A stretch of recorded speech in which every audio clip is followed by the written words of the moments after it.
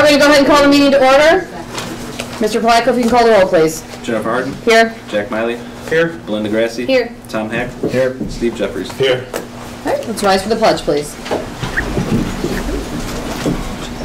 I pledge allegiance to the flag of the United States of America and to the republic for which it stands, one nation, under God, indivisible, with liberty and justice for all. On behalf of the board, I would like to welcome all students, staff, parents, and interested community members to tonight's Board of Education meeting. I would like to remind everyone that this is a meeting of the Board of Education held in public for the purpose of conducting the school district's business and is not to be considered a public community meeting. There is time for public comment during the meeting in the public participation section on the agenda. I first have the motion to approve the minutes for the January 23rd board meeting. If I could have a second, please. Second. Thank you, Mr. Hack. Any comments? All right, let's call the roll, please. Jack Miley. Aye. Belinda Grassi. Aye. Tom Hack. Aye. Steve Jeffries. Aye. Jennifer Harden. Aye. Motion carried. And that takes us, Mr. Kalis, to special reports. We do. We have a special report from our new principal, Mr. Orlando from Lamouth. I believe Ms. Long is here too, our assistant principal at Lamouth. I wanted Mr. Orlando to do this presentation in the spring so he could get a little bit more acclimated, as this is his first year in the Riverside local school district. He does have extensive experience in other school districts, most recently in the Ashtabula, it's Edgewood district. Schools, yeah. Yeah, so tell us all the good things that are All happening. right, thank you, Warren. I'm very happy to be here tonight. Mr. Kalis gave me X amount of minutes, and I will keep it under that, I hope.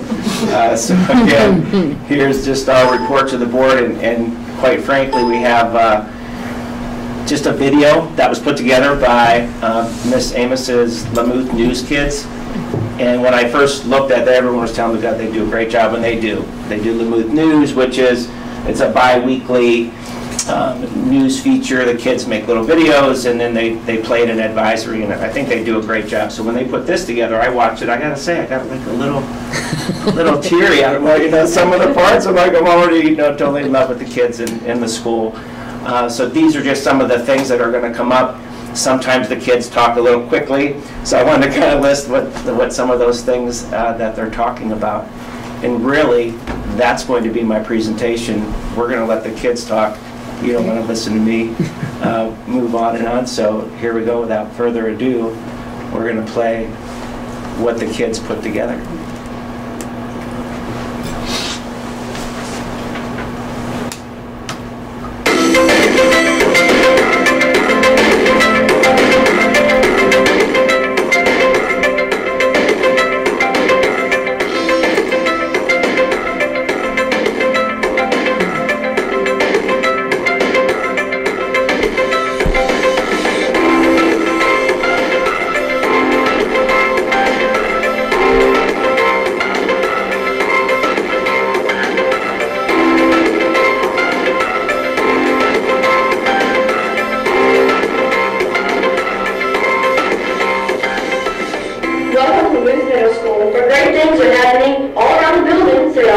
Let's check it out.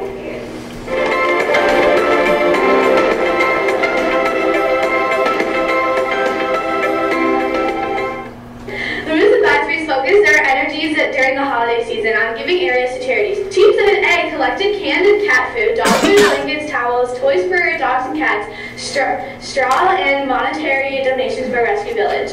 Team 7B focused their donations on supporting Project Hope, including monetary donations as well as everyday essentials such as deodorant, plastic utensils, cups, and laundry detergent, alarm clocks, etc. Toys for Tots was a focus for Team 7C. Over 50 toys were donated. Great job, Lamouth. Naviance is a district-wide web-based program that helps students focus on career and college planning. Each year, beginning in 6th grade, students use the site to explore their strengths and interests so that they choose a career that they will enjoy and be successful in. I'm excited to report that all of our 6th and 7th graders here at Lamouth have been participating in the Naviance career and interest surveys and activities. The 7th graders have taken a learning style inventory as well.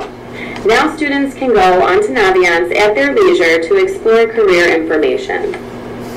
This website will be used more and more each year as students progress through our district, and eventually the students will even apply for colleges and scholarships through this program.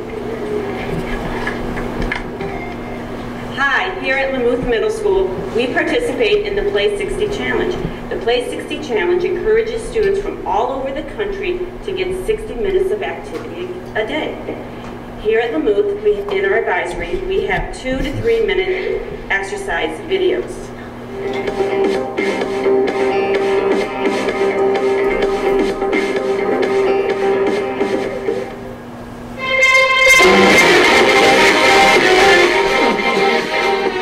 Nursing with Leo is a program that Mr. Weimer, Mrs. Weimer, and I have developed to help students with their fluency goals.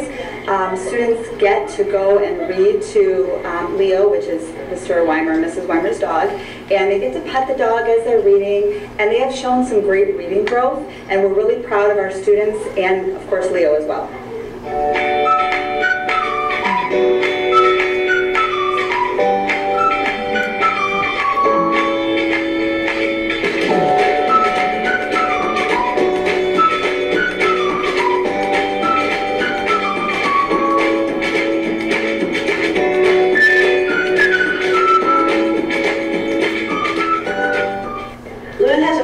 Therapy Dog Leonidas that attends 7th grade physical education class at least twice a week. Besides reading students, while attendance is being taken, Leo helps lower students' anxiety, stress levels, and helps to build a welcoming learning environment.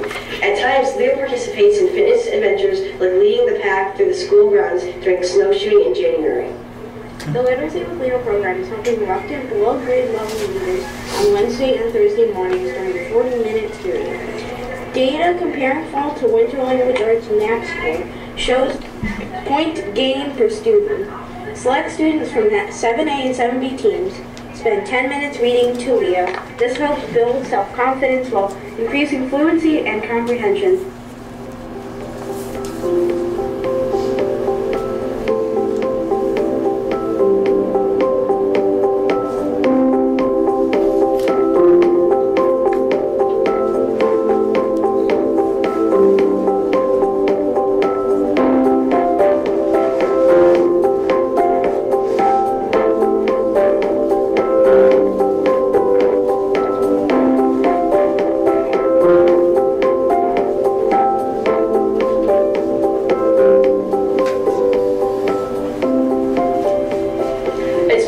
Advisory at Lamouth is a chance for Lamouth students to learn some different skills in the standard school subjects. Ballroom dancing, origami, paper football, jewelry making, yoga, and more. Once a month, students attend an advisory of their choice, explore, and have fun.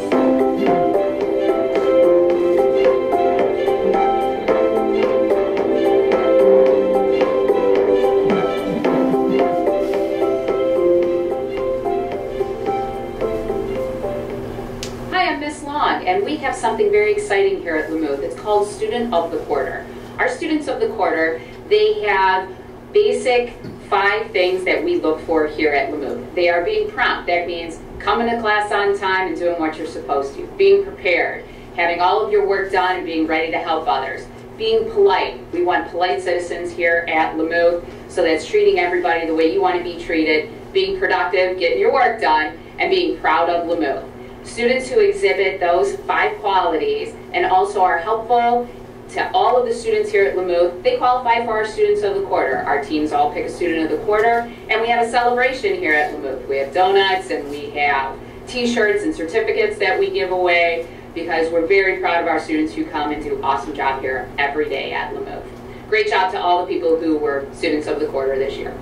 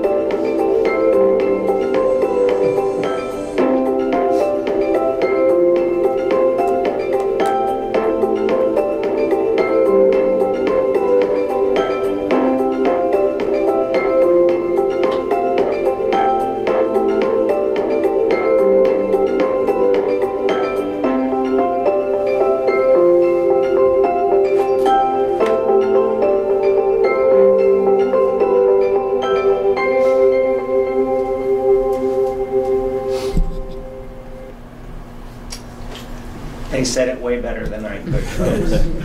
So if anyone had any questions, I was going to try to talk while they were doing that, but I thought the kids did such a good job. I'm going to let that speak for The itself. green screen comes in handy, doesn't it? It does, yeah, you know.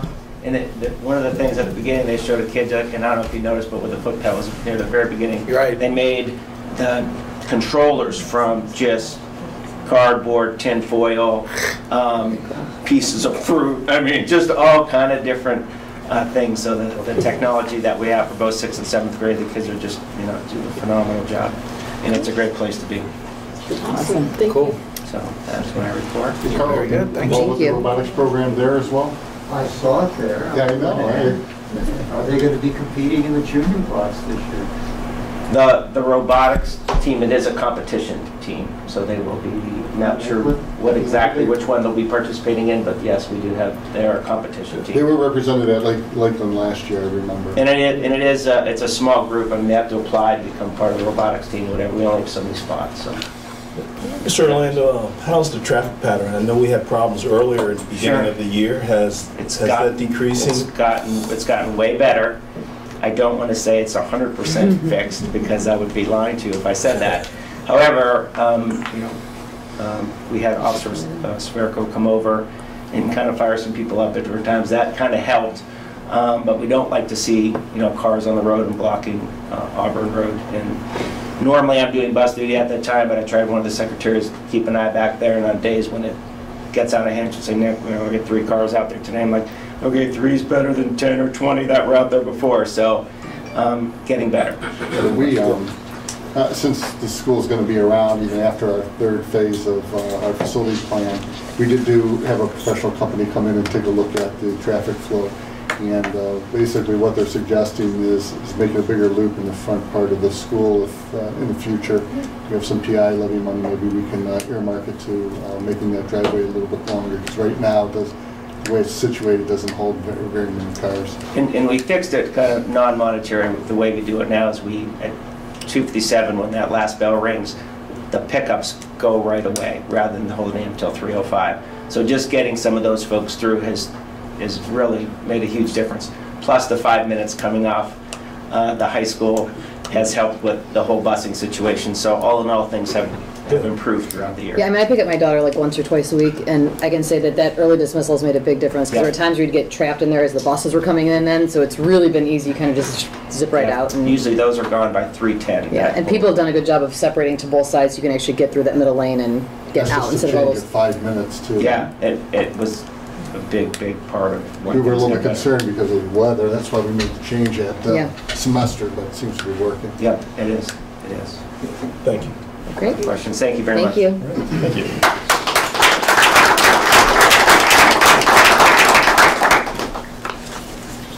That concludes our special reports. Corey and Larry? Oh, they're going to do it during mine. Oh, during, okay.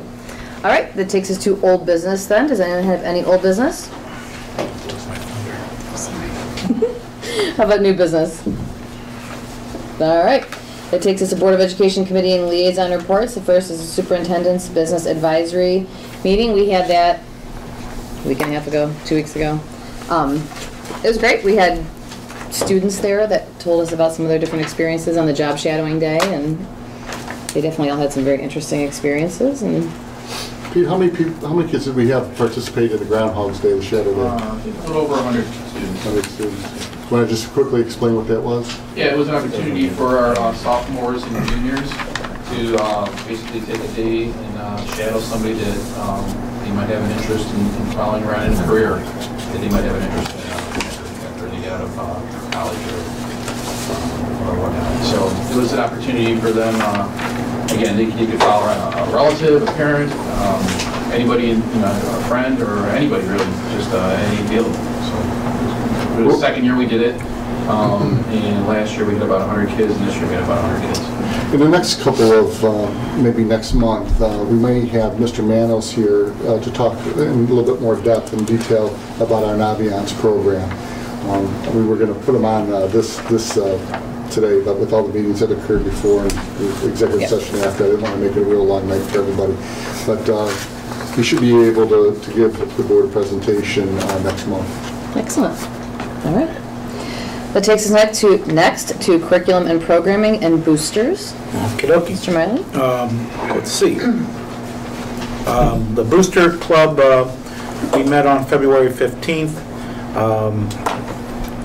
Basically, it started out as talking about the Easter egg hunt, which is March 24th, and it's going to be at 2 o'clock on the football field, as long as everything goes right. They're going to try to do it on the new turf. Nice. There'll be 2,000 eggs per age group, so, and I believe there's 4 different age groups. So it sounds like a lot of fun. Open to the public. They're looking for a volunteer to be the Easter Bunny. So if you're interested, contact the Booster Club. Then the buildings gave their reports, and many of the buildings at this time of the year were doing their father-daughter dances, which all sounded really cool and had a lot of participation in them. They also have, different buildings have tried different things with mother and son nights, from scores, playing, doing bowling, to art. One of the schools did an art program with them, so very nice. There's a few fundraisers coming up at different schools, and it looks like at the elementary level, at least, in Lamouth, everybody's been having a great time, and lots of activities that involve the family, so that's very nice. We're kind of entering the pizza bingo portion of the year, so those are popping up on the calendars. That's it for the Booster Club, or the PTAs. With regards to program committee, today we met and we focused on a couple different things. First of all, we're participating with a consortium with Perry, Fairport, and the county, and trying to get a reading grant, which would be really nice if we could win that grant. So that process is already started, and the grant's been written. And then we talked about in the high school that we're going to change the names of some of the English courses, mostly about naming, and trying to give a little more choice to the students. Then we discussed testing and throughout the district, and what we do to try to help students be successful. We looked at really all the way elementary through high school, all the different types of tests the kids take, which are quite a few, and we're looking at ways to try to help them. We do a lot of remediation. We try to analyze a lot of data. We do the MAP testing in the elementaries, so K to 8, and basically tracking the progression for students. All the juniors will be taking the ACT here in the spring, and matter of fact, it's tomorrow. Tomorrow. Yeah, tomorrow? Yes. Okay, see? And then we also participate in a 30-minute Friday reading program and writing program in the middle schools, right? Yeah. Is that middle school? Some advisory, Yep. during their advisory. During their advisory, yes. Okay, Steve, anything to add to that? No, you were on point with everything. Okay, very good. That's the report. Thank you, Mr. Miley. That takes us to Finance and Audit, Personnel, and Strategic Plan Liaison. So in January, we combined the Personnel and the Finance and Audit Committee, just because we determined that having the Personnel has a lot to do with our 5-year forecast, and so we combined those two committees. We haven't had a meeting, but with some of the things that we have coming down the pike and some of the building expenses that we have coming online, I'm thinking that maybe we should plan, but maybe we can do that on Saturday. Yeah, we'll figure out a date. Yeah, we can do that. And then we're overdue. And then the strategic plan, I realized that we're thinking about redoing our strategic plan, and we're starting to consider what our plans are going to be and how we're going to implement that for the next couple of years. We haven't had a meeting as yet, I don't think. So just some updates on like what our agenda is for that, if you can provide any insight, because I don't know. Yeah, we actually had a meeting scheduled this week, but it needed to be canceled because we had some pressing issues that we had to deal with this week. We are getting together, the chair people are getting together and looking at the plan. The plan originally was created back in 2013 and went to 2016. And during that point, as you know, we put a lot of our effort into getting a bond passed. And now that the bond's passed and we're ready to start with construction this spring, we're refocusing on the strategic plan and trying to update it. Right now, by looking at the different categories that are there, we believe that it needs to be updated. We probably shouldn't be using some of the same goals that we've had. We've reached a lot of them, and some still need to be tweaked. But there needs to be a refocus. But we're going to start with the chair people first, take a look at where we are, and then we're going to get some of the committee members involved as well. We'll have our periodic updates to the board as well. We are involving board members in the strategic plan, right. So it would just be nice to have some information on when meetings are going to be scheduled. And are we having a consultant or anybody lead us through the strategic planning process? We're going to give it a try on our own. We've had in the past. We believe that we received some good direction from Patty Kozlow in the past. I know that you've had some experience as well just recently, so might not be a bad idea just to try it on our own first and see how we work. I'm proud of the fact that this last strategic plan that we had some measurable goals, because I know in the past there were some goals that were placed in it that weren't really measurable. This one, we really focused on what we can do about evaluating where we are, where we wanted to go, and whether or not we reach those goals. I think we've been pretty successful, for the most part, reaching the goals that were established back in 2013. That's what makes me a little bit more excited about re-upping this whole process than it was in the past.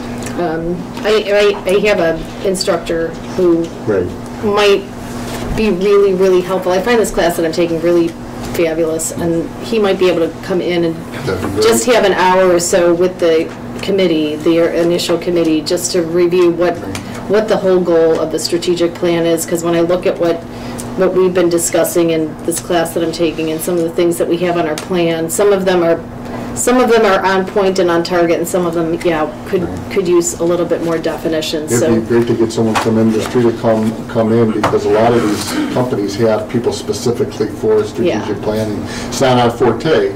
But we did learn a lot through these. And he's fabulous and knows everybody there is to know in Cleveland when it comes to nonprofit fundraising and strategic planning. So let me get his name to you. Okay. And that's all I have. Thank you. Buildings and Grounds Operation Committee and Legislative. Mr. Heck? Thank you very much. So we did have a Buildings and Grounds meeting last week on the 20th, and really it was discussion of what's going on with the buildings, obviously from the name, and the goal this year has been to keep everything warm, safe, and dry. We've gone a long way towards doing that. Things are looking good. We also switched our plow people, and that has worked out very well. Obviously, we had a lot more snow in the first part of the winter than we've had more recently, but that has been a very good and effective change in contracts, and so we've been good there. We also have begun to do some preliminary thinking about how we might use some of the equipment from the buildings that are going to be decommissioned, including AC units, potentially boilers, and other things that we might be able to retrofit into some of the other buildings. So we are trying to look holistically and utilize what we can as we do that planning process of decommissioning. As far as the legislative updates, I would draw people's attentions to House Bill 512. It's a relatively new addition to the docket in the House, and it's a pretty significant change. I'm going to read part of what I found online from the Plain Dealer, as well as some other things I found online. But from the plain dealer, leaders of the Ohio House helped to combine the state's school, university, and workforce and development systems into a single new Department of Learning and Achievement in the name of getting better alignment to prepare students and jobs for college. So basically what they're doing is creating a cabinet level position for the state and combining all those things I just mentioned. The state school board will stay in place, but basically all the policy functions will be removed from the State Board of Education, and it would be migrated over to the Department of Learning and Achievement. A big change. It's happened relatively quickly. The first reading was on February 14th, and it has actually gone through several committee hearings. And then proponents I think speak this week, and then shortly there will be a date for opponents. But just to give you a sense of what's going on, the state school board has 11 regionally elected members, and basically they would lose policy oversight over education and standards in all subjects, state report cards, student-teacher ratios, career technical regulations and things like that. So it's actually quite a big change, and I did want to bring people's attention to that. I think that's what I'll have. OSBA and some other organizations, the Ohio School Boards Association, Ohio Association of School Business Officials, and the Buckeye Association of School Administrators have expressed some concern. Frankly, it has arisen very quickly, and so I don't know that people are much aware of it. But if you want to get involved or find out what's going on, just Google House Bill 512, and you can get some information on what's going on there. And with that, that's my report. Thank you. Interesting. Thank you very much. All right, Mr. Jeffries, Policy Committee and Alumni Association. Okay, as we're aware, Policy Committee is the new committee for this year for this district. There hasn't been any new policies that came in. There should be some coming up here in the future. Is that correct? Right. We did receive the second batch of policies for this year. The ones that we received in the fall that we reviewed will be placed on the next board agenda. Don't know if I'm putting it on Saturday, this Saturday, or if I'm putting it on the next business meeting. But if it does appear, don't be surprised. All we did is after we reviewed it is we made some of the choices and changes, and it'll be on the board agenda for the first reading. Okay, that's all I have with that. And under the Alumni Association, there was a meeting on February the 12th. I was not able to attend that meeting due to my schedule, but they will be holding a meeting on March the 12th to elect the Board of Trustees. That's all I have. All right, thank you very much. It takes us to the Superintendent's report, Mr. Kalis. I don't have too much to talk about except for the policies and the fact that we did post for the athletic director position this year for next year.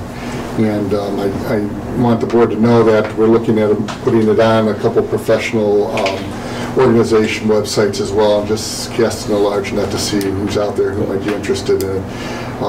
It's an exciting part of the time for Riverside because, now that we were able to pass an operating levy and drive the paid-up participation fees down and new fields and everything else, it's an exciting time for Riverside for someone to come in and kind of take it to that next level. But we posted that today.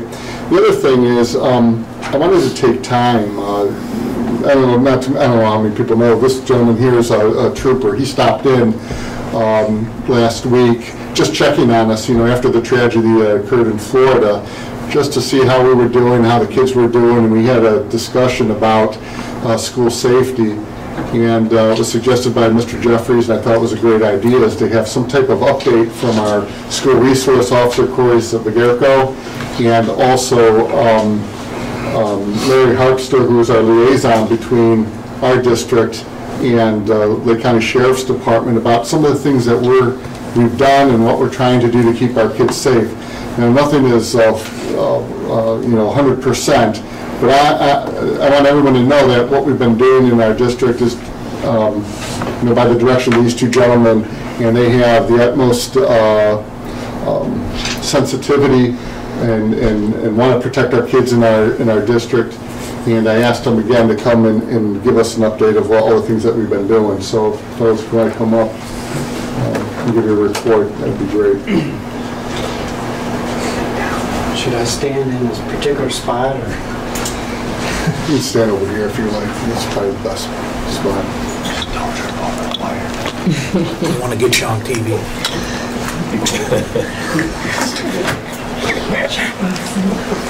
Good evening. My name is Corey Strigarico, School Resource Officer for the district. And yes, my office is here at the Riverside campus, and this is where I come in the morning, and I'm here almost all the time. But from time to time, there's an issue at Lamouth, and I'll go over there. And even at the elementary schools, sometimes there's a situation, or even if they need a guest reader, and I'll go to the elementary school. I just want to start off with some of the Ohio Revised Code and some of the things that were mandated by law, and it's under the Board of Education here, the Ohio Revised Code 3313.536 for school emergency management plans. And I'm going to throw a bunch of wordage up there, and it's a lot of lawyer mumbo jumbo. I tried to highlight. You'll see. I tried to put in bold some of the major points, and each administrator of the building shall adopt a comprehensive emergency management plan, and the plan includes the protocol for addressing serious threats against the safety of property, students, staff, and also a protocol for responding to any emergency. And this plan, or the response to the emergency, will include the floor plan of each building, the site plan, a entire satellite view of the area, and emergency contact sheets. So once we have this plan in place, then the school submits it to the Ohio Department of Education. They approve it, and then it gets forwarded to local law enforcement, and then we can also give it to the local fire department and emergency management agency if they request it. Once ODE gets it, then they submit it to the Ohio Attorney General's office, and Ohio Attorney General actually downloads it to a database that, as law enforcement, we can access it. We can actually access any building, any school building's emergency plan in the state.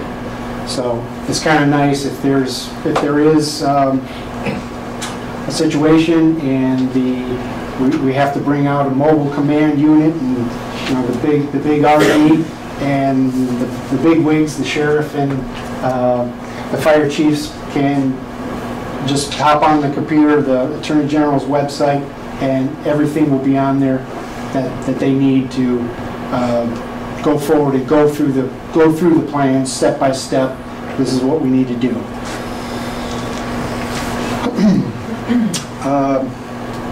So one thing that I did want to add on that, there is another subsection where it says that the administrator shall grant access to local law enforcement for training exercises.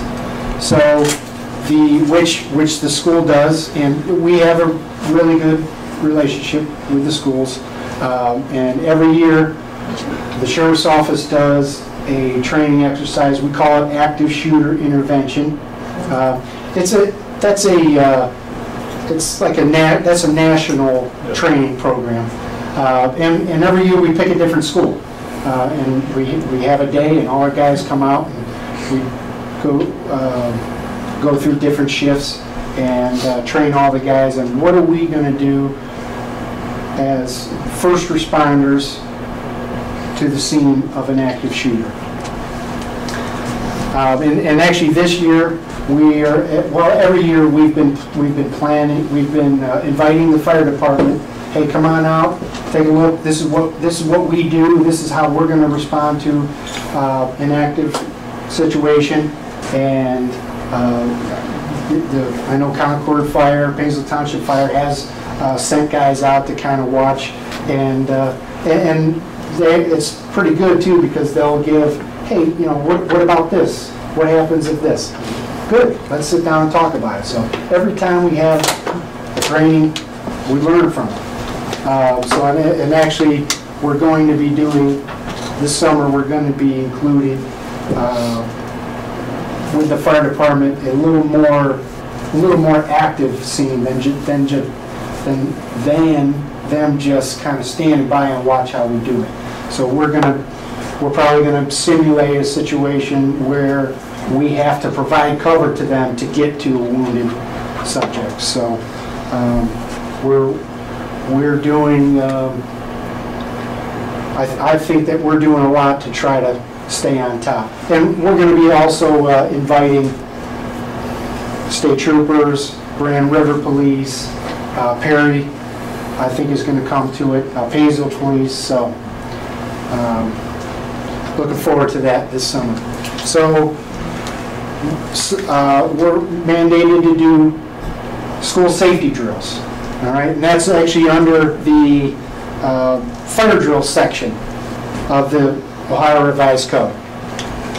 So the principal shall conduct school safety drills at least 3 times a year. So we're going to have a couple different kinds of drills that we have to do. And then also we have to do a theoretical drill with staff. So technically that's four different drills. So we have a rapid dismissal, which means everybody leaves as quick as they can. The other kind of drill is a lockdown, where everybody stays. And a theoretical drill is where we say, okay, here is the situation, and teachers, what do you do? I could talk to you guys too, I'm just pointing over here. So the way that we have been doing it lately is almost all of them are technically a theoretical. We give a situation over the PA. You know, we're conducting a drill. Actually, so I know here at the campus, Mr. Liatzos will get on the PA and say, all right, in a few minutes we're going to be doing a lockdown drill. And so we'll take this time to go over some procedures with your students. And after a few minutes, Mr. Liatzos will come back on the PA and say, all right, now we're going to have our drill, and situation is there's a problem somewhere. And you know, we try not to, you know, you don't want to say, there's a shooter in the building, but we just say that there's a problem somewhere, and we'll see some, depending on where you're at in the building, a teacher may decide, okay, if the problem is here, my room is all the way on the other end, we can just evacuate. Another teacher might say, well, that's only 2 rooms down from me, we're going to lock down, we're going to stay here. So that is one of the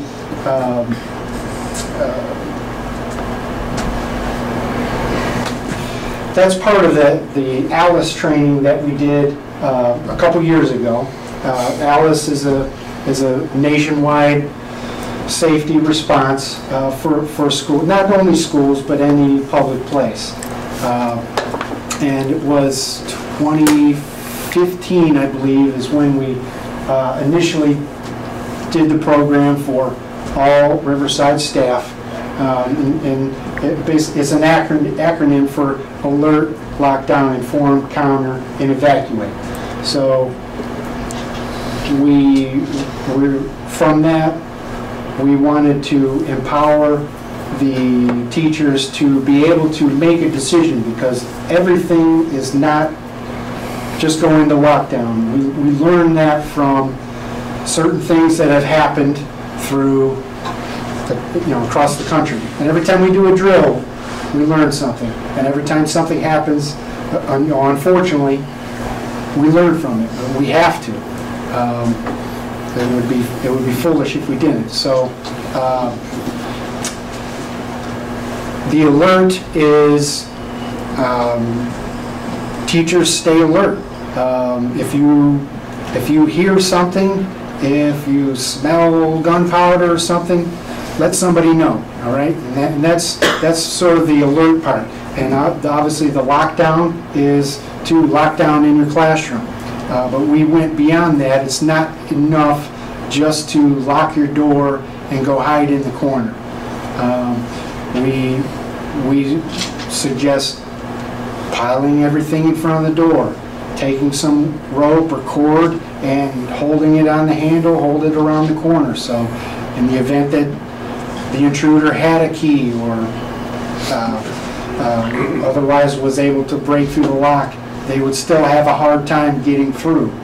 And then the informed part is to make sure that once we know something is happening, let everybody know.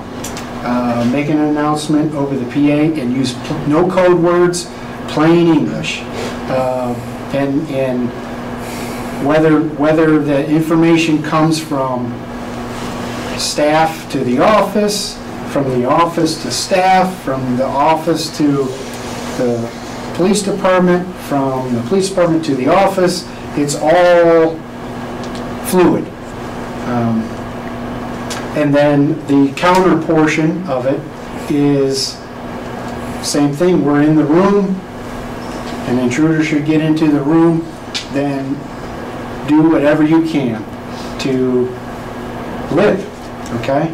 Sergeant Harpster uses hold on a second, I'll do the last one for evacuate. So it wasn't, we didn't want to be sitting ducks inside of a room. What are some options? Maybe being inside of in the building is not a good idea. Let's get out. If you feel you can get out and evacuate, then go ahead and get out. There's nothing wrong with that. There will be, once we know something's happening, there's going to be hundreds of police, hundreds of fire trucks coming, and we're all coming here to help. So Sergeant Harpster's line is lock down if you can't, flee if you can't, and fight if you're going to die. So we try to hammer that in to staff. So we've trained Alice with Hazel City schools, Fairport Harbor schools, Perry schools. Is that it?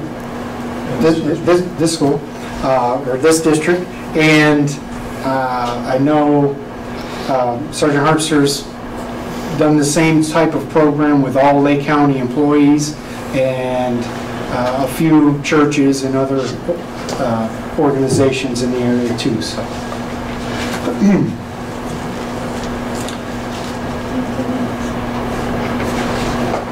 So as for building security, the middle school and the elementary schools in our district have a video. All the doors are locked, and they have a video buzz-in at their front door.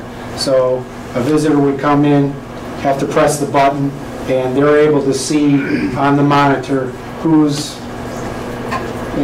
pressing the button and find out who they are and what they want in, and then they can buzz them in.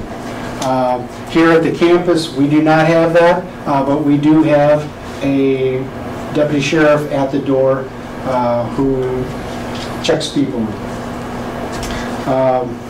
And the part of the reason for that is that here at the campus, but if there was a buzzer, it would be buzzing all day because we have I don't know how many students are on PSEO, and they go to Lakeland. We have Auburn students going and coming. So when they do come in, there's different sign-out sheets, or sign-in and sign-out sheets that they all, depending on whether they have a late arrival or they have PSEO.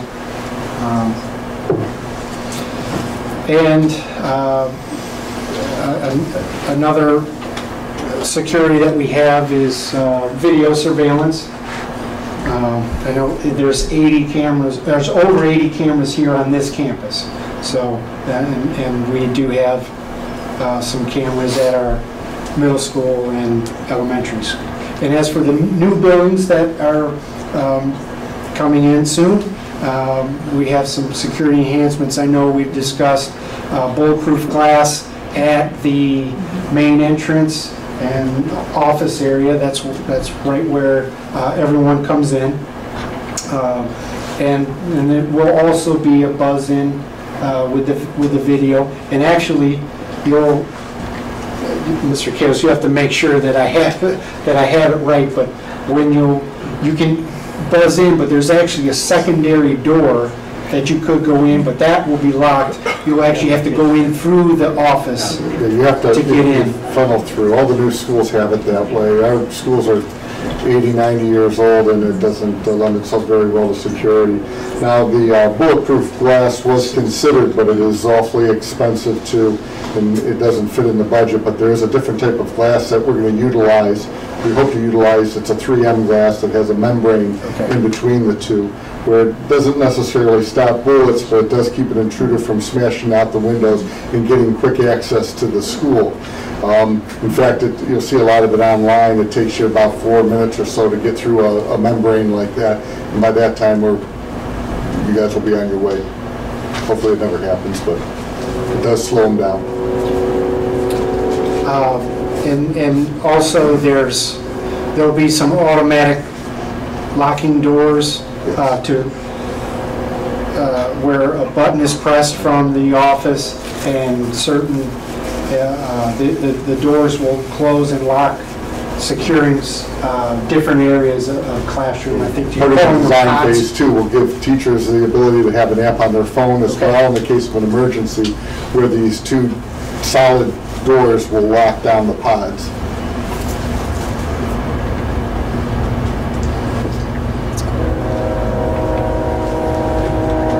And again, video surveillance. So one of the most important factors in safety, I think, is the students or somebody coming forward and letting someone know that there's a problem. And you see it across the country in these types of situations, like Florida. There's warning signs. It's not normally a situation where somebody just snaps. They're posted about it, or they've talked to friends. So we do encourage students to come forward, and that is, we do have a confidential tip line here. We talk about it with students at the beginning of the year, and frankly, that is part of, I'd like to think that I'm approachable, and that part of the SRO's job is for students to come to me and say, hey, so-and-so said this, and it's making me feel uncomfortable, or so-and-so posted this on social media, and which has happened before. We've had teachers that will come forward and say, listen, this happened in class, so-and-so wrote a paper about something very dark, and we'd like you to take a look at it. So that's happened, and we would look at it. Oh my goodness, let's take a look further into this. So we will, once we have that information, because I don't I can't sit and watch social media. I have a hard enough time just following things that I like. So it's, it's tough. So you have just, say on this campus, you have 1,800 students, and that's just one account. Who knows how many fake accounts that they have.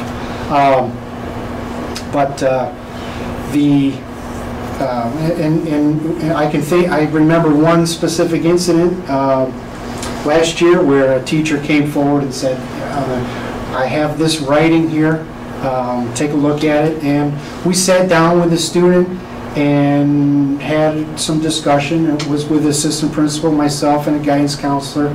And it wasn't to the level, there was no threats made, but we definitely expressed our concern over it, and we talked to parents at home, and they were understandable of how this was brought to our attention.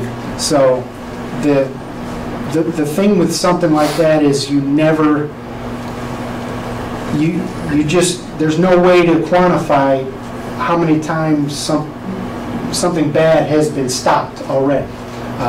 There's just no database for that. So we do the best we can with what we have. So and obviously after there's an incident, we do have a lot of discussion, and even when there's no incident, we still have discussions from time to time about different security features, or the deputy at the desk might see something and say, hey, let's, I noticed this, let's talk about this. Or I might get a phone call from parents saying, hey, how come you guys do something this way? Have you ever considered doing it this way? So there's nothing that says, nope, absolutely not. We will never talk about that. We always talk about all kinds of different security. So some of the recent things were, what about metal detectors? And one of the concerns that I know from metal detectors, obviously, is a budget concern. And what about somebody? They know that it's there. How about, hey, here's $50, go to the back door and open it up for me. So, if you're concentrated on just one spot, something can happen somewhere else. So, excuse me. Yes. Does our front officer have access to a wand at all? The security, the metal detector wand? He used to, not anymore. We don't have a wand for him. Okay. And another thing that has been brought up is staff and student IDs, and even parent volunteers, especially for something like, I don't know if that would work at at the campus here, but maybe at an elementary school or something. So. These are things that we do discuss from time to time. Let's clarify. If we're to a point where we're wanting somebody, we're going to be searching them. If we have a reasonable suspicion that something is wrong, we'll pull them into the office and we'll search them. Will our new facilities have ID access? What's that? Like badge some access schools do, for some staff? carry them. But we found we talked about this a while back. And it's also a perfect opportunity for kids not to, if you don't have your badge, you can't get into the school, right? So, I mean, do we want to be in that position where we have 1,800 kids and they don't have their badge with them and we're sending them back out into the community without being in the school? It's like Corey said, when something as tragic and as horrible as what happened in Florida, it starts the conversation again about what can we do to enhance our safety. There's a lot of different thoughts on that. Metal detectors, okay, does that really work? We have 70-some doors here at the campus. How is it logistically getting that many kids through the door in the morning? Is that more of a safety issue where you have kids all piled up waiting to get checked through the metal detector? What do you do about buses? You don't have metal detectors on buses. There's a lot of things that go around in this. And I think the one thing that I think is one of the biggest deterrents, at least with my experience being an educator, because a lot of this has evolved over the course of many years. We didn't really have to think about some of these things when I even started. But it is the fact that students need to understand, if you hear something, you see something, even if it's so minute, to report it. Let the authorities take a look at it. There's not a tip that's too small not to report if it makes them feel uncomfortable or something just doesn't seem right. You know, talk about it with a teacher that they feel comfortable with. Talk to a parent and have a parent call us. If they don't feel comfortable, call the confidential tip line. We're able to, you know, listen to some of the details on there, and if people do leave tips, they leave us a little bit of detail to work from. And we'll check into it, we'll look at it, we'll call parents. There's been times in past years where I still remember I was getting ready for bed, 10 o'clock at night, and a tip came in. Next thing I was over at the sheriff's department talking about what I had heard. And I know the police have gone to houses, talked to parents, you know, search kids at that point at 2 in the morning. If that's what it takes, we'll do it. If we think that the school is unsafe for people to enter, we won't have school. There's no way we're going to put anyone in peril. And you know, that's, like I said, that's coming from someone who, again, as an administrator and a parent, I know exactly how it feels to have gone through such a situation because, as you know, my daughter was in the cafeteria in Chardon when that shooting happened. And I say that to too many people, but I have over the course of the last couple of days when parents have called me. So we do everything we possibly can. Does that include the likes of metal detectors? Hey, if that's the route we want to go, we'll go that route. The issue is we have to strike a balance between keeping our kids safe and having neighborhood schools where, like you said, you have so many kids in and out doing things with different opportunities through PSEO, Auburn Career Center. And logistically speaking, we have to strike that balance where what is manageable. You know, nothing is 100% foolproof, but I tell you what, if kids understand that they have something that they hear or see that makes them feel uncomfortable, you need to report it. You need to report it. Good.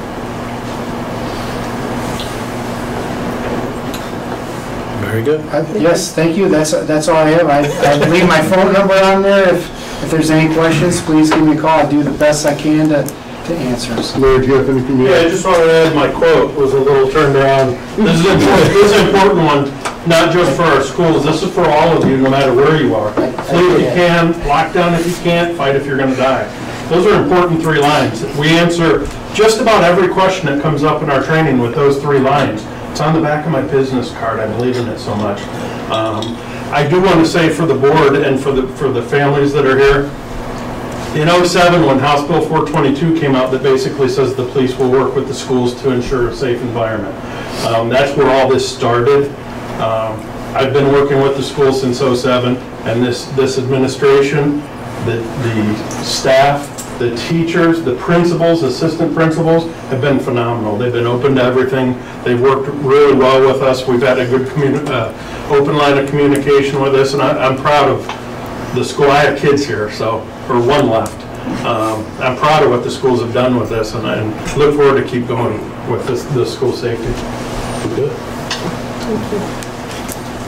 Thank you very much. Thank you.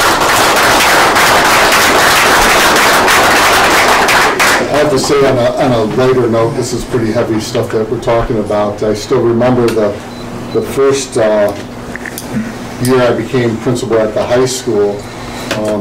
Dick Schoaf was the former principal, moved up in the central office, so I became the principal at the high school. I scheduled orientation, I guess, or on the same day as you guys had your SWAT training here. So it didn't go over very well. Big signs now. Yeah, so we don't do that anymore. Kids are going to classes, trying to open up their lockers, and the police are running around. It was not a good Nice. Thank you, Mr. Kalis. Thank you both very much. Awesome. All right, Mr. Platko, that takes us to the treasurer's report. All right, real short report tonight. I have a little bit of a history lesson for tonight. Super. Awesome. You should think that. We were cleaning out some old filing cabinets and things, and I wanted to pass out this article here. I'll let it get around to everyone here. It's a news article about the decade of progress at the Riverside campus and it talks all about the construction of Riverside between the years of 1949 and 1959, along with some original pictures, which are a little hard to see because it's black and white in a photocopy, and just kind of goes through, you know, some of the enrollment jumps when Riverside only had about 450 students and skyrocketed to about 1,500 over that 10-year period, and all the different expansions of adding gymnasiums and things like that. So I wanted to just pass out the board from the read-through. There's a few extra copies there if anybody, you know, that wants them. That's cool. And then a second item we found, I'm going to pass this one out too, is this was actually in a filing cabinet in the central office, and this one's from the basement. It's the original bond issue from Madison Avenue from 1926, and it's in almost mint condition. That were framed and put in the new school. Super cool. But it's kind of funny to read because back in the board passed the resolution on February 25th, 1926, so that's 1 day and 92 years from today.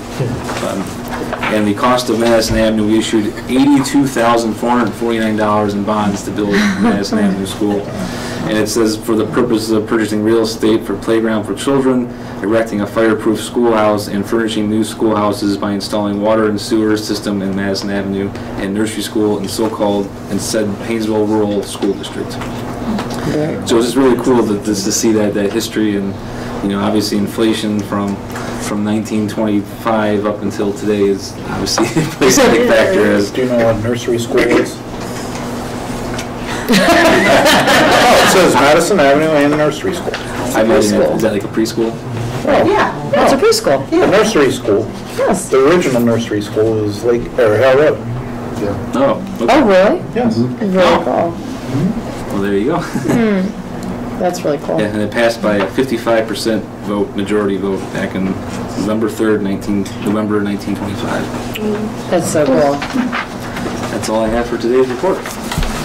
That's short and sweet. All right.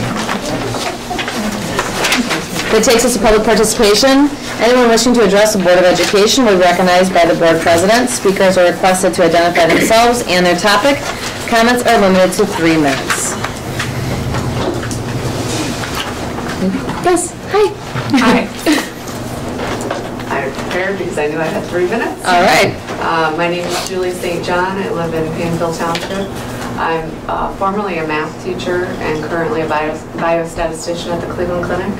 I'm from Ashtabula. I went to Edgewood, so I do recognize a few people actually. I have a daughter who's in 5th grade at Melridge who will be going to Lamuth next year. And then I have twin boys who will be in kindergarten in the fall. And with all that's going on in the world and the easy accessibility to weapons, I'm just really concerned about the safety of our children. I know that there's much out of our control, and so I figure the best thing to do is to focus on our schools and what we can do as far as prevention and protection. I spoke at length this week with Mr. Kalis and Deputy Corey. I came to the meeting tonight in the hopes of getting involved, integrating into an existing committee, or even starting a new committee to discuss and generate ideas of ways to better protect our kids while in school. I know a lot comes down to funding, so I would also like to discuss different potential sources and strategies for funding for some better protective measures. If we can't get federal or state funding, we could explore levies, sponsorships, grants, fundraisers, donations, reallocation of money and resources, etc. It is my hope that if we had a meeting of the minds, including parents, teachers, administrators, school board, law enforcement, and fire, perhaps we could help strengthen some of the existing measures already in place, as well as come up with new protective measures. Things that I would like to discuss, that I've already discussed with both of you, are more SROs, police presence at arrival and dismissal times if SROs are not, if it's not possible to fund one at every school. Metal detectors, securing of doors. I apologize, I know we've discussed some of this. Bulletproof glass and doors, clear and or bulletproof backpacks, video monitoring, designing the new schools with safety in mind, increased backpack and locker checks, bonding of students for weapons, possibility of increased screening of troubled, menacing, or suspect students. I don't know if we can do that. Mandatory weekly meetings with school psychologists and our SRO for these students. Drills instructing kids of what to do when they're not in the classroom at the time of an event occurring. I know that I drop my daughter off at Melridge each morning and the doors are propped wide open and anybody can walk in and out, and it's just extremely unsettling. I have a lot of anxiety bringing my kids to school, and I feel relief once I have them all home with me in the evening. I know even at the elementary school somebody has brought in a BB gun this year. I think that the students are often the ones bringing the weapons in, and so I think that it would be nice to work toward the goal of weapons not even making it past that one established entry point of the school. I realize that there are always going to be limitations, weaknesses, and vulnerabilities, but I feel it's our duty to do all we absolutely can to ensure our kids' protection against the realities of the world that we're living in today. I would welcome the opportunity to get involved and work with all of you in making our schools safer and our children more protected in these very troubling times. So I feel very passionate about it, and I'm willing to work for free. And you know, I think I've talked to other concerned parents and other people in the community that I think could be influential and perhaps help us all to come together to address this. Going back to that discussion about strategic plan, I knew you were going to be here because we talked, and I invited you to come because we're going to have the presentation today. But maybe that is one of the things that we need to focus on that we haven't over 2013. I think it would suit us very well to have some parents in and talk and create some type of game plan to go forward to enhance what we already have. I don't know if we can do everything that you mentioned without the funding, or even without it feeling like a prison atmosphere. Don't take that the wrong way, but what can we do to just make it safer for our kids, and maybe put our heads together and get the perspective of a parent instead of a SRO and a school administrator.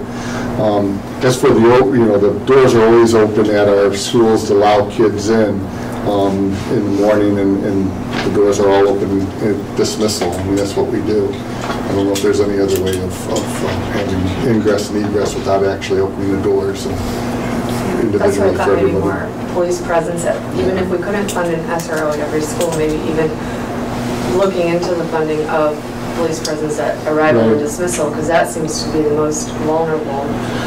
Yeah, I was actually talking to Sheriff Dunlap today about some issues and things, and you know, he's on board and trying to make things better as well. There's a difference between a school resource officer, that's what SRO is, and having someone work the door. The SRO actually interacts with the kids on a regular basis, supervises a lot of our extracurricular activities and games and everything else, and some kids feel a lot more comfortable, believe it or not, going to a police officer than going to a school administrator about some things. Years ago when we made our cuts, we had to make a decision on cutting an assistant principal or a SRO.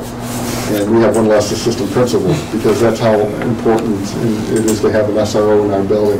We've had an SRO since '99, I think it was, where we received a grant to fund having them there, but I think the funding went away after a few years. And the school does pay for it now, and it's money well spent. But we do have a lot of schools, and it would be great to have an SRO in every one of our schools, or at least maybe someone at the door. But again, that's maybe what we do when we have a committee together to see if there's ways to try to fund that as well. But yeah, Do you have an existing committee? What's that? Is there an existing No, we meet on a regular basis, but it's a school administration. We do go through our training with our employees, and no, we really don't. Parents call when situations occur. We don't want to be reactive, but again, maybe this is the proactive part about it, is starting to get the committee together and maybe meeting on a regular basis and see what we can do. I think that was the conversation you and I had this past week, as well as part of the strategic planning. It is very, like, your thought process is very strategic, and we would be able to develop some goals and expectations and delve into that topic. And he and I had actually just talked about that when we were talking about the strategic plan. So I think it's a great time to do that. It gives you direction and really sets out some measurable goals that we could perhaps work with and reach as we do now. Those will be maybe getting a grant to help us do something. But it's, you know, I think getting involved with the strategic plan, if that's like something that we were thinking of, would be a great start. Thank you very much. I appreciate it. Anybody else? Yeah, Chris. Hi, I'm Kristen Hickman. I have a son at the high school. I have a son at Luke, and I have a son at Leroy Elementary. And I have a 1-year-old daughter who will soon enough be in the school district. I actually came to say a lot of what she just said. And I just really think that if we could all come together to try to find some more prevention, you know, ways, which I think everything you're doing is great. Like, I feel really good about, you know, everything that I've seen, the emails, all the updates. I am curious, like, how Chardon has worked out since with their metal detectors and all the stuff they've done, you know, in the last 6 years, how that's worked for them. They don't have metal detectors. Oh, they don't? They don't. They have an SRO. When the tragedy occurred 6 years ago tomorrow, they didn't have an SRO. They had nobody. Okay. Yeah. And again, I don't know if that would have changed the tragic outcome over there, but I do know that there's a lot of discussion with the kids. Again, from what I understand, there was some signs, and no one reported it to the right people, I suppose. Right. Like, I graduated from Euclid in '98, and even at that time, we were going to metal detectors. We had IDs around our necks, and you know, it does put you at ease, and it does make you feel also, like you said, like a prisoner environment. It's very stressful, but at the same time, I feel like, what are we left with to do? Because, you know, I mean, my kids are scared, my kids are nervous, and I'm having the anxiety. It's become a huge thing. I have my little ones asking to be homeschooled, and I don't want to have to do that because they love school. You know, they love going to school. Right. But just watching all this anxiety, and I know I'm not the only one. No, you're not. So I would be willing to help with any kind of fundraising, any kind of, because I know the budget is an issue, you know, with a lot of stuff. So what I would suggest is, you know, maybe before you leave the meeting today, or give me a call tomorrow and leave your name and number, and we can talk about having that discussion through this strategic plan part. I don't have an answer for you. No, right. I just you know, like I said, nothing is foolproof. We can just do what we can to enhance what we already have. But the more we could. I think that, again, the important part is educating the kids as well as the staff. But there's nothing more valuable than if something is going to come down, that someone says something. Thanks, Kristen. Yes. I'm Melissa Amato, also live in Leroy, little ones at Leroy Elementary. Concerned with the breaking of ground for the new campus for Leroy, for like different, kind of through the neighborhood of what's going on, what's not going on. When is that happening? Is there going to be an SRO on that campus? Any sort of safety preventions that they're going to go through?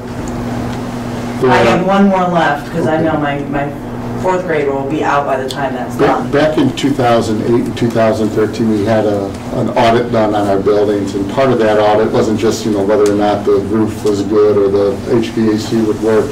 It was about the site plan, also the security in each of our buildings, and we don't score very high in security because these buildings were built 80, 90 years ago, and we didn't really have to worry about these sort of things. But even back maybe 10 years when they built the new schools in Painesville City, again, you can't get into the schools unless you buzz in and you walk through the office, and then they set through a second set of doors to go inside the hallways of the building. you know, anyone here knows that some of our elementary schools are not very good. I'm not going to mention the ones that I think are the worst, but there are some that are terrible, where you can walk in and just about walk anywhere before someone can see you. Now we have it buzzed, you know, the door, you have the buzz to get in. But the new ones, it forces you through the office area. There is the ability, again, for different type of engineered glass. There is some design that locks down pods when we have to at those schools. Again, it's better than what we have. Not 100% foolproof, but we're doing what we can to keep the kids safe, because we figure we're going to have these buildings for another 80 to 100 years. You know, and hopefully by, you know, that time, people are going to look and say, well, at least we were a little bit thoughtful in trying to design the buildings to keep kids at least somewhat safe there. Well, I do like the setup at Leroy, because at both entries, Leroy the main entries, you have to have graded better than some of the others, because even though you don't go through the office when you walk in, the office is it's right there. Right. And even if I have to pick my kids up from Latchkey, I still have to have a little key to get in, to buzz in. Yeah. When is the new school going to start? Well, design has been going on for a long time, but the construction is, the preparation for construction is going to occur this spring. Okay. Yeah, we've been working on, we actually had a 3.5-hour meeting today discussing the project. Now, with the Concord site, it's still in limbo right now because we have not received a permit yet to build on that property. We're working on it right now. Can't get into a lot of detail about it because it is in litigation. Hopefully, we hope that that settles out before we have to go follow through all the way through with that process. But you'll see some changes in that property real soon. Thank you. Anybody else? I have a question. Yes. The 70 doors that are on the campus right now, is there anything at all being done to prevent the students from letting maybe somebody with bad intentions in the building? And anything at all being done? Kids are told not to open up the doors. They open from the inside because they have to have egress in case there's a fire. And that's the bad part about it is our kids are pretty polite. There's an adult at the door going like this, and most likely they'll probably open it up to let somebody in. I'm not going to lie. We tell them not to. That as soon as the bell rings, everyone is funneled through here where we have an armed deputy. So again, it's one of those things where I get on our staff as well. Even during real hot times during the year, sometimes you'll see a door propped open, and that's a no-no. The good thing about it is with the new schools that we're building, at least the 2 elementary, not all of them, but they'll have, part of the OFCC requires that we have air conditioning. So you don't see doors propped open at the elementary schools either. So if you see those things as a parent, report them to us, and we'll make sure that they understand that they need to be closed. Is the bulletproof glass, is that something that can be, looked at in the future? Is it just funding? We did talk to the architects about it. It is very thick glass, and it's very expensive to put it in all the glass to where it would be needed. It's cost prohibitive. That's why we're looking at alternatives. Like instead of just putting regular glass, we have the membrane glass we're looking at right now, which is more expensive than regular glass. In fact, we have some here in the district. If you've ever been by the business area, there's a big glass area, so if students are locked down in there, you're not supposed to have a visual sight line if the person's out in the hallway. So it's coated with it's like a frosted glass, but it's in between the 2 layers of glass is a membrane. It takes quite a bit of energy to get through that. Doesn't stop what, but it'll stop the person from getting through there. Are most of our doors cambered? Yes, and the other thing too, here you'll notice that our doors were all replaced a few years ago. The old doors here were as old as the building, and they were 2 panes all the way down, and they were not safe at all. So we spent, I believe it was $135,000 on the Riverside side putting in these doors, Not this one. This one was the one that was already changed out, but if you look at the rest of the doors, they're very similar, smaller window.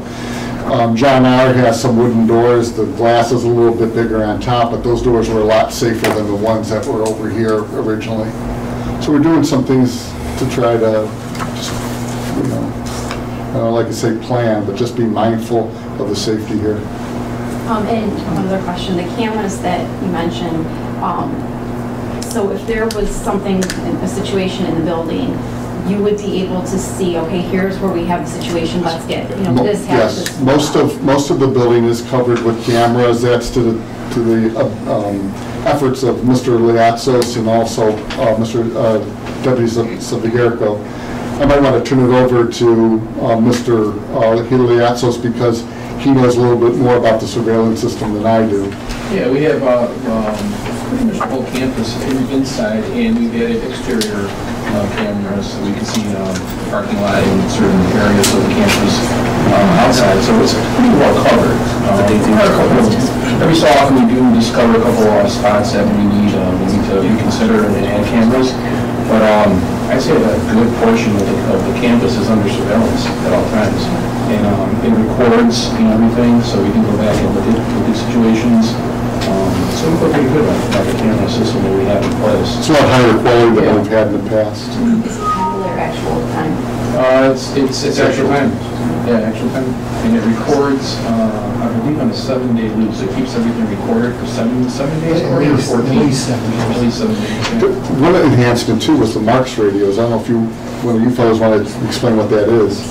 Yeah, the Attorney General's office funded Marks radios. What it is an immediate communication with dispatch centers in the county, all of the dispatch centers. So if there's an emergency, somebody hits that button, they have an open line immediately. They don't have to dial 911. It's just to speed things up. That goes across to every cruiser that's working, every dispatch center, and under the county cooperation plan for that program, every agency that has guys available are sending them. We've had them go off in error, and that's when you see 30 police cars going to a school when somebody's bumped that. Hasn't been the Riverside District that's bumped it either. So that is in place in every public school in the state of Ohio. So that is a big thing to be able to talk to a dispatcher right now. All of that too, from what I understand, coordinates all the first responders on the same frequency too, so you can have that communication going. Yeah, those are radios that are easily accessible by our office staff. I just want to say one thing about the doors too. The custodians in the morning, when they do their rounds, when the school starts, they do check the doors. So that is something that's part of their routine. Make sure the doors are covered. And my guys on midnight shift check the doors often. I have a question about the doors. Do they all open out to the hall? Yeah, I believe they have to. I believe they have to. Yeah, because I've just seen, with the safety issues of having the teachers and the students in the class if it's a lockdown. They have those sliders, because I see that the top of that door comes out. If you would purchase or somehow fundraisers, whatnot, to slide something so they can't get in. Teachers all have things already in their classrooms to secure every door. We call them go boxes. Okay. Just that's a... We spend a lot of time training them. Yeah, so at least they can't enter instead of pushing everything. Just strap right. We have ties, you use a belt. There's a lot of ways. There was some discussion about, I don't remember with the barricade, but we were a little bit more skeptical about it, that if there's a true emergency and you need to shut that door quickly, are you going to take, and not everyone's going to agree with me, but you can take something off the wall, open up the door in the hallway, slide it on or close it. With that stuff going on, how good is your fine motor skills too, really? I actually got a call from our superintendent, why are you bashing our product so much in my training? I've put over 4,500 people in the county through this program. That barricade drives me nuts. The one I'm talking about? No, the one that Mentor bought. You have to open your door to initiate it. You have to slide, somebody has to go out, slide it under the door, close it. They have to drop a hardened steel pin into a 1/8 or 1/16 inch hole in the concrete floor. Well, what do our janitors do every night? Sweep over that hole. Then they wax every month or so. Now you have concrete. That pin does nothing. But the worst part of it is in the hallway side, there's a red and white reflective checkerboard that tells police and fire there's kids in here. That's a problem for me. Right. We don't want people knowing. No. So there's some other devices that we have here that teachers know how to secure their doors. And that's on all campus sites, I mean, elementary. When we were trained in, when Sergeant Harpster trained us, they went through some very creative and practical techniques to use, even if your door is locked, to secure it even further. For about $2 a door versus 115 a door. It's all about leverage too. I just had a staff meeting with Haddon Elementary today, and we just keep talking about it, and so it's hopefully second nature, God forbid.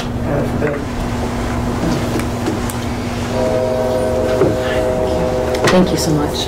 Jen, if I could just add, just from a teacher's perspective, I'm just before I'm up here at the campus, just to let the parents know that are here, the things that as a staff we're doing, especially from the teacher's point of view, we've already, I know a lot of teachers in John R., we've done anonymous surveys with our students since last Wednesday of what are your concerns, what do you see, what are things that you would rather have.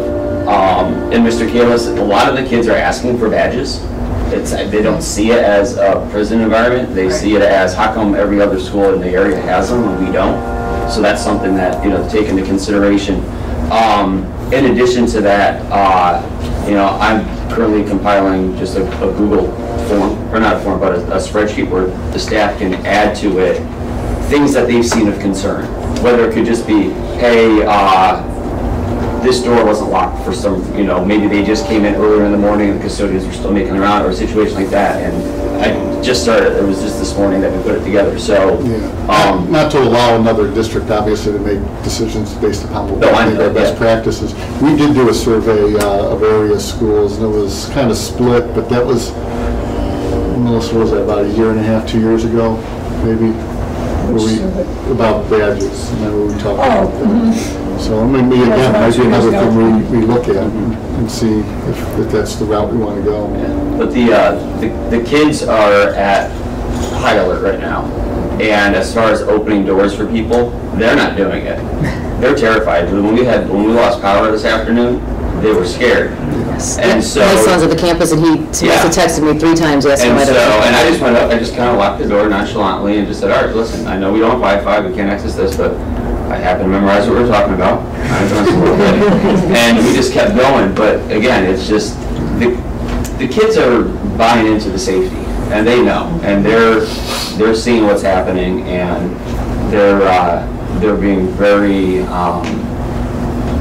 appreciative of what they're seeing around with the staff and SRO officers and administration, so. Well, maybe a good thing would be too is if there are kids that are really interested in this, to invite them to the strategic plan too, to be a part of that solution, that the kids are being empowered to help find solutions too. Yeah. Thanks, Chris. Yeah, Kristen. The anonymous tip line, is that a 24-hour? Yes, it's a confidential tip line. We used to have Safe School Helpline, which was anonymous. Okay. This one, I say it's confidential. There's ways of, sometimes there is ways to find out who's calling through our system, but that isn't a deterrent. I just wanted to be upfront. Yeah, it is. What happens is it's another line that we have, and as soon as that tip comes in, we get alerted and then we check out what was on there. All I need to do though is stress that if someone is leaving something on there, to give us as much detail as possible. It hasn't been used in a while until this past week. We did have someone who was doing the right thing and left no detail at all. So we had nothing to go on. It was absolutely chasing ghosts. There are other issues that went on and people reported them and we were able to follow up on them, but give us enough information where we can at least get some traction. Last time, I promise. Yeah, you can. My other question was, and I don't even know if anything can be done about this, but I feel like with the buses, I mean, that makes me a little nervous too. Is there anything that can be done with kids on buses? They went through the Alice training too. The difficult part about a bus, it's very close quarters. You know, so I don't know if you want to. Yeah, I went to an instructor school for Alice in a bus, and the short version is there's a gas pedal and a brake pedal, use it. So what we incorporated the Alice, them into the Alice training. In fact, everybody who gets a paycheck from this district went through that program. All the bus drivers, janitors, you name it. So they've all been through it. And to me, Alice isn't just when you're in school. You can use this anywhere, and buses included. So I think they're very much up to par, all of the staff. So. Thank you. Anybody else? Okay. Thank you guys all too for your comments and questions. I know I appreciate it. I've got 3 kids in the district too, and it's important. All right, that's going to take us to the consent agenda. A consent agenda provides for a more efficient use of time. Any board member can remove a consent agenda item to be discussed and voted on individually. Let's start with finance and audit, please. We have consent agenda to approve items A through F for finance and audit. I'll second. Okay. I would like to add on here to thank under donations. We had $500 from Keith Nagy to the Riverside Athletic Department, so thank you to him. I just have 2 really quick questions. We are using Easter Seals Northern Ohio. Is that a change for us? Yes, it's an addition. Okay.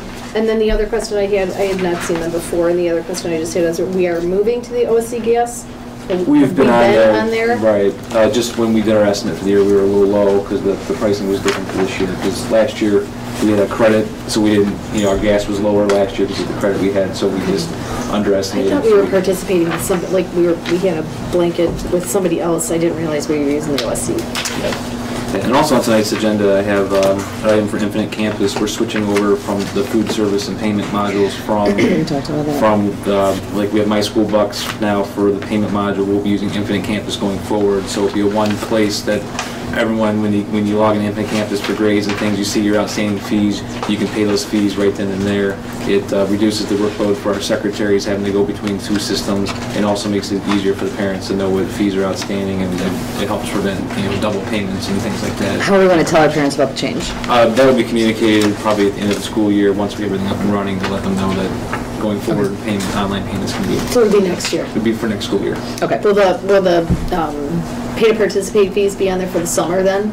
Yes, it should be on there. We're opening everything up and running. And then how does it work, I guess, for the My School Bucks right now? What if people, usually when you've got money left over at the end of the year, it rolls into the next year. How do we then make sure that the money how does it work? Yeah, everything's going to be in campus, so we'll just have to work on our end of how we coordinate that. But yeah, it doesn't go away. It's always on the account, for like the food, the balances for lunch accounts will probably just carry forward. Okay, awesome. Or people can always request it. Okay, thank you. Well, if there's no other discussion, can we call the roll? Belinda Grassi. Aye. Tom Hack. Aye. Steve Jeffries. Aye. Jennifer Harden. Aye. Jack Leonard. Aye. Motion carried. Personnel. Is that me also? Yeah. Who's? Yeah, I guess. We combined our committees. Sorry. Right, okay, so we have a consent agenda for the personnel items A through, sorry, I didn't look, K. Thank you. I didn't think that was going to be me. Can we have a second, please? Second. Thank you, Mr. Jeffries. Are there any questions on those items? If not, can we call the roll? Tom Hack. Aye. Steve Jeffries. Aye. Jennifer Harden. Aye. Jack Miley. Aye. Belinda Grassi. Aye. Motion carried. And next time I'll remember that's me. Sorry. You're used to one time. I know, like one of them. Curriculum programming. Motion to approve the items listed on the curriculum programming consent agenda as recommended by the superintendent, items A through C. Second. Thank you. Thank you. I got the second. Any questions, comments? Okay, if you call the roll, please. Steve Jeffries. Aye. Jennifer Harden. Aye. Jack Miley. Aye. Linda Grassi. Aye. Tom Heck. Aye. Motion carried. Buildings and grounds and operations. Motion to approve the item listed as A on the Buildings and Grounds Operation Consent Agenda item as recommended by the superintendent. Is there a second? I'll second. Thank you, Mr. Jeffries. Any comments? Any discussion? Just want to make a quick comment. The item here is just to authorize the Ohio Schools Council to go out for bid on our behalf for the 3 77-passenger school buses, conventional buses, and 2 special need buses. This is just to go out for bid. We're not committing to any type of purchase at this time. It's something that we will discuss with the Buildings and Grounds Committee at a later time and make a decision once the pricing comes in, what we want to do going forward. Okay, perfect. Thank you. All right, anything else? Can you call the roll, please? Jennifer Harden. Aye. Jack Miley. Aye. Linda Grassi. Aye. Tom Heck. Aye. Steve Jeffries. Aye. Motion carried. Concord Settlement Agreement. It's a resolution authorizing the treasurer and legal counsel to approve a settlement agreement and related documents with Concord Township related to the development of a new school in Concord Township and dismissing lawsuits filed by the district related thereto. Can I have a second, please? I'll second. Thank you, Mrs. Grassi. Any discussion? We can't go yet. All right. Call the roll, please. Jack Miley. Aye. Linda Grassi. Aye. Tom Heck. Aye.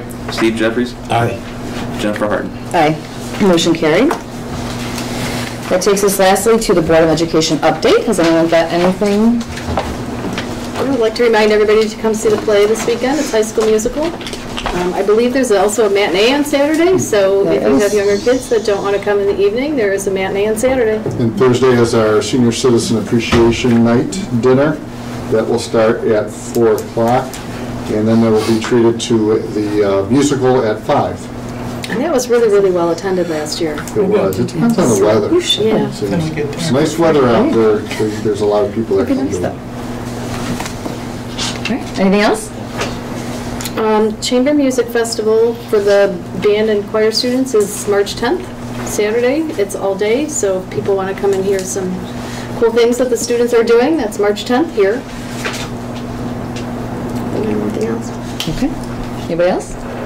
All right. With that said, it is 8:42 p.m. We're going to adjourn to executive session for matters of personnel as well as negotiations. Can I have a second? For personnel is for appointment and employment. And or employment, I'm sorry, yes. For personnel for appointment and or employment as well as negotiations. If I could have a second, please. I'll second it. Thank you, Mr. Miley. Can you call the roll, please? Linda Grassi. Aye. Tom Heck. Aye. Steve Jeffries. Aye. Jennifer Harden. Aye. Jack Miley. Aye. Motion carried. Thank you all for coming tonight. Thank you.